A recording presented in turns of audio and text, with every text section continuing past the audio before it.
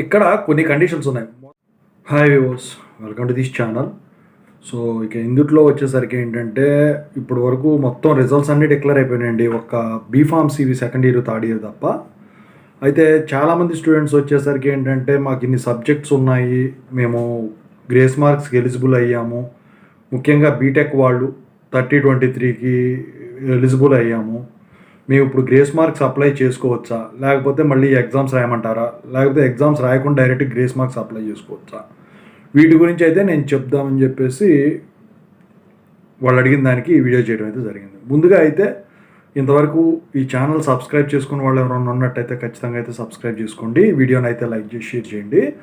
మీకు ఏమైనా డౌట్స్ ఉన్నట్టయితే Call-Me-4 యాప్ ఐడీస్ వచ్చేసరికి తెలుగు ఇంజనీరింగ్ ఎడ్యుకేషన్ టెలిగ్రామ్ ఛానల్లో షేర్ చేశాను. ఆ గ్రూప్లో జాయిన్ అయ్యి ఖచ్చితంగా అయితే కాల్ చేయండి. దీంతోపాటు Telugu engineering education, JNTU university updates channel, software కోసం వర్క్ సపోర్ట్ ఛానల్స్ కూడా సబ్స్క్రైబ్ చేసుకుని మీకు ఉపయోగపడతాయి. ఇక టాపిక్లో వెళితే ఏంటంటే, సో జనరల్గా ఇప్పుడు బీటెక్ వాళ్ళకి 30-23 గ్రేస్ మార్క్స్ ఉన్నాయి, R18 వాళ్ళకు, బీఫార్మసీ వాళ్ళకి 10-8 ఉన్నాయి అనమాట. ఏ రెగ్యులేషన్ అంటే R17 రెగ్యులేషన్కి. అయితే ఇప్పుడు ఈ సబ్జెక్టులు రెండవ అనండి మూడవ అనండి ఎన్నైనా అవనండి, ఇప్పుడు గ్రేస్ మార్క్స్ పెట్టుకునే విధంగా ఉందనుకోండి, చాలామంది స్టూడెంట్స్ ఆలోచిస్తూ ఉన్నారు. ఎందుకంటే ఇప్పుడు ఎగ్జామ్స్ ఇంకా నోటిఫికేషన్స్ ఏం పడలేదు, కాకపోతే ఎగ్జామ్స్ నోటిఫికేషన్ పడిన తర్వాత అప్లై చేసుకోవాలా, లేకపోతే అప్పటి వరకు లేట్ అయిపోతుంది కూడా ముందే అప్లై చేసుకోవాలన్న సంకోచంలో ఉన్నారు. నేను చెప్పేది ఏంటంటే, ఇక్కడ కొన్ని కండిషన్స్ ఉన్నాయి. మొదటి కండిషన్ వచ్చేసరికి ఏంటంటే, మీరు గ్రేస్ మార్క్స్కి ఎలిజిబుల్ అయ్యి ఉంటే మాత్రం టైం వేస్ట్ చేయకుండా ఖచ్చితంగా అయితే అప్లై చేసుకోండి. అది ఎలా అప్లై చేయాలంటే, మీ కాలేజీకి పోతే వాళ్ళు చెప్తారు. అయితే వాళ్ళకి వెళ్ళేసి డైరెక్ట్గా, అంటే కొన్ని కాలేజీలు యాక్సెప్ట్ చేయట్లా. సో ఒకవేళ మీ కాలేజీ కనుక యాక్సెప్ట్ చేస్తే మీరు డైరెక్ట్గా వెళ్ళేసి వాళ్ళకి ఇస్తే కనుక మీ డీటెయిల్స్ అన్నీ అయ్యి, సో ప్రొసీజర్ ప్రకారం వెళ్తే వెంటనే అప్లై చేస్తారు. 40 days అయినా 20 days అయినా మీకు PCCMM వచ్చేస్తుంది. మళ్ళీ సమ్మర్ దాకా జూనియర్స్తో పాటు వెయిట్ చేయాల్సిన అవసరం లేదు. కాదు, మీ కాలేజీ వాళ్ళు లిస్టు రావాల్సిందే అని చెప్పారనుకోండి, కంపల్సరిగా లిస్ట్ కోసం వెయిట్ చేయాల్సిందే. అయితే ఇక రెండో కేసులో ఏంటంటే, గ్రేస్ మార్క్స్ ఇట్లా డైరెక్ట్గా యాక్సెప్ట్ చేయలేదనుకోండి, ఎందుకంటే ఇంకా చాలా టైం ఉంది కాబట్టి ఒకవేళ యాక్సెప్ట్ చేస్తే ఈ లోపే మీకు PCCMM వచ్చేస్తుంది. అదే దాని ఎలిజిబిలిటీ ఎలా తెలుస్తుంది అంటే, ఆల్రెడీ వీడియో పెట్టాను.